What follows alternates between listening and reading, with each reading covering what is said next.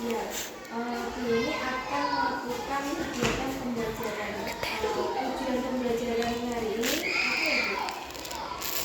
Tujuan pembelajaran hari ini yaitu yang pertama, melalui kegiatan mengamati, siswa mampu mengidentifikasi nilai-nilai persatuan dan kesatuan pada bacaan tentang kepemimpinan yang tepat.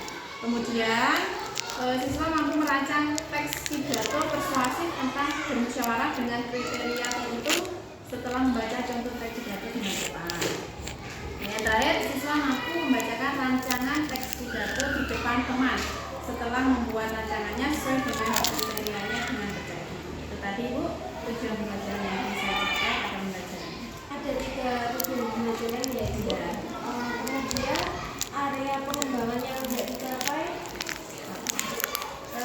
Yaitu melalui kegiatan belajar ini saya berharap siswa itu mengetahui pemimpin yang baik itu seperti apa, terus apa sih kelebihan dan kekurangan siswa, dan kemudian siswa itu mampu bagaimana mengatasi kelebihan dan kekurangan yang dia miliki. Dan berikutnya yaitu siswa nanti bisa percaya diri menyampaikan rancangan pidatonya di depan teman-temannya, dan teman-temannya bisa belajar untuk memberikan umpan balik atau rancangan pidato yang disampaikan. mungkin ada lagi area pengembangan ini Mungkin itu. terus kemudian strategi yang Jadi dalam diskusi itu nanti anak-anak bisa bekerja sama, membicarakan rancangan untuk menyusun rancangan teks pidato yaitu tentang mungkin ada lagi strateginya. itu mungkin itu tadi. Baik, kalau begitu Ibu sekarang silakan untuk mengikuti kelas deh. Terima kasih, Bu. Assalamualaikum warahmatullahi wabarakatuh.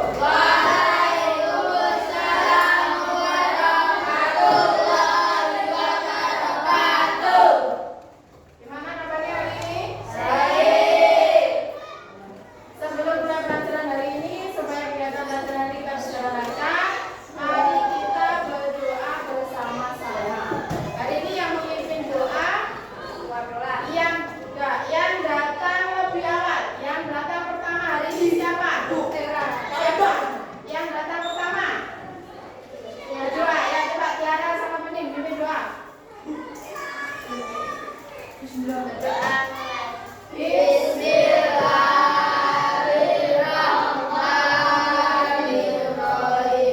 Raditu billahi rabban wa bil islami dinan wa bi Muhammadin nabiyyan wa rasulah. Rabbi zidni ilma warzuqni fahma.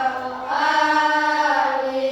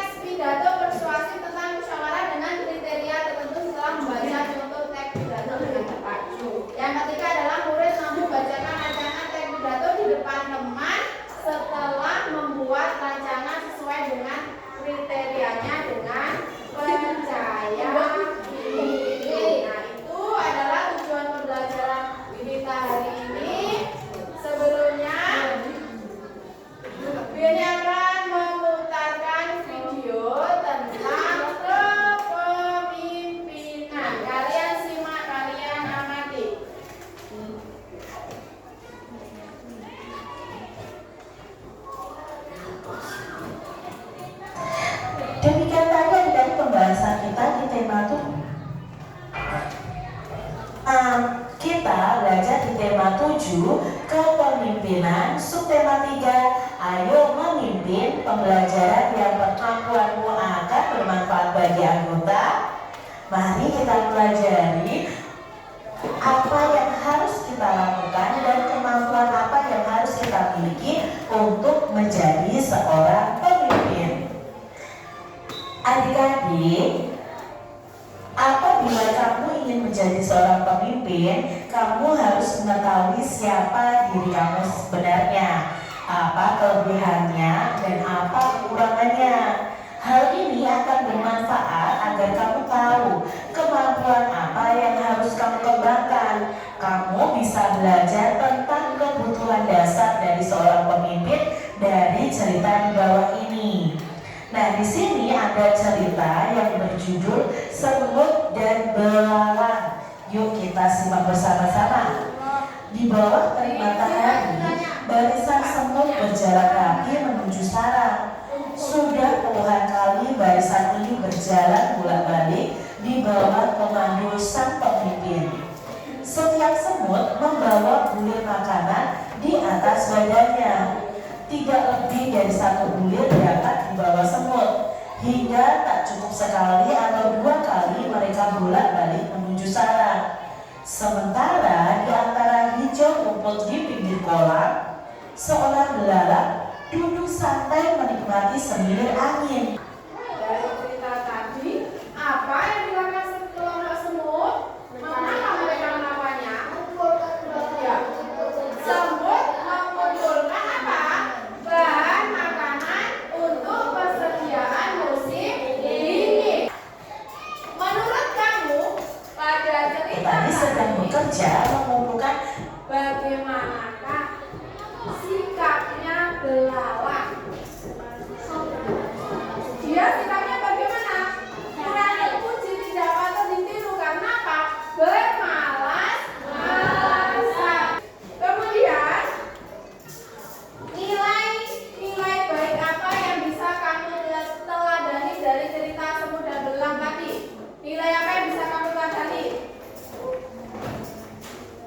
Yang pertama adalah kemudian nilai kepemimpinan dan juga bekerja keras. Ini akan memberikan LKPD. Nanti kamu isi di sini kelebihan, kekuranganku, terus apa yang harus aku lakukan dengan kelebihan dan kekurangan. Jadi kamu jawab di lembar ini. Temanmu akan menyampaikan hasil tulisannya tentang kelebihanku dan kekuranganku. Isolasi baru.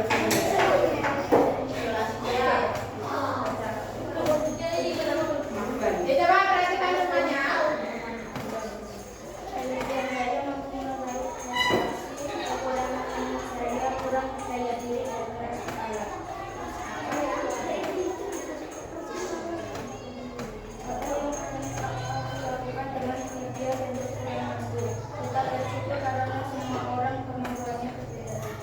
Terima kasih. Tadi dari lima tentang kelemahan dan kekurangannya dan yang pertama adalah tetap bersyukur. Karena manusia itu memiliki, setiap manusia itu memiliki kelebihan dan kekurangannya. Dan selalu boleh ditekankan, jangan pernah merasa minder. Harus percaya diri. Kita akan berdiskusi. Kalian bentuk di sini jumlahnya 16. Kalian bentuk 4 kelompok, masing-masing kelompok terdiri dari 4 anak. Itulah kelompok sesuai dengan kesukaan kalian. Ya, jadi kasih waktu 5 menit membentuk kelompok. Nanti kalian bacakannya di depan teman-temanmu. Kemudian nanti kalau disuruh menanggapi dari hasil.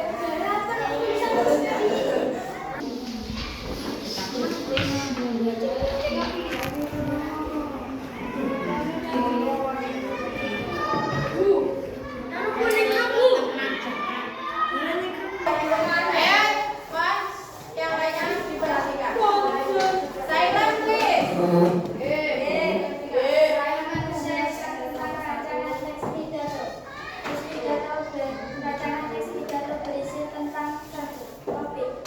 Topik berisi tentang judul atau tema pidato seperti bermusyawarah untuk kepentingan bersama. 2. Salam terbuka. Salam terbuka berisi kalimat samaan seperti selamat pagi, selamat siang, atau selamat malam. 3. Pendahuluan. Pendahuluan membahas tentang topik pidato yang akan disampaikan. 4. Titik. Berisikan pembahasan topik secara lengkap. Kalimat yang dimulai dari pertanyaan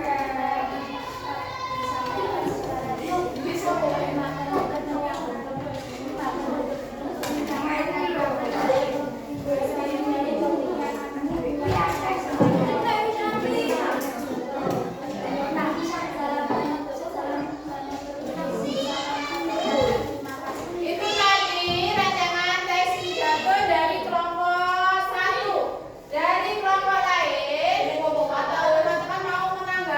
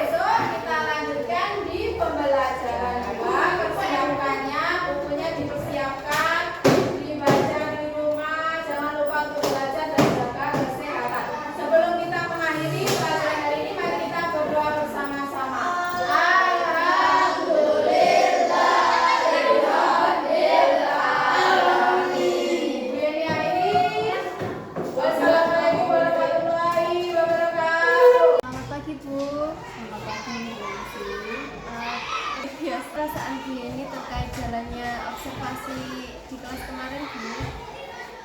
Perasaan saya sangat senang dan alhamdulillah untuk kegiatan observasi kemarin bisa berjalan dengan lancar.